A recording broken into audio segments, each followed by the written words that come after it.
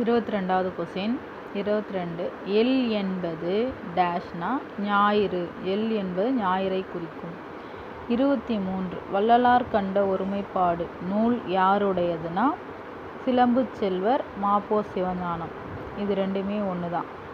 24வது சரியான அகரவரிசையை தேர்ந்தெடுக்கவும். ஆன்சர் இ உழவு ஏர் மண் மாடு. 25 சிலப்பதிகாரம் மணிமேகலையும் அமைந்த பாவினம் எதுன்னா அகவற்பா. 26 தேம்பாவணியின் பாட்டுடை தலைவன் யாருன்னா சூசையப்பர். அவருடைய இன்னொரு பேர் வளவன். முத்துராமலிங்க தேவர் முதலில் உரையாற்றிய இடம் சாயல்குடி.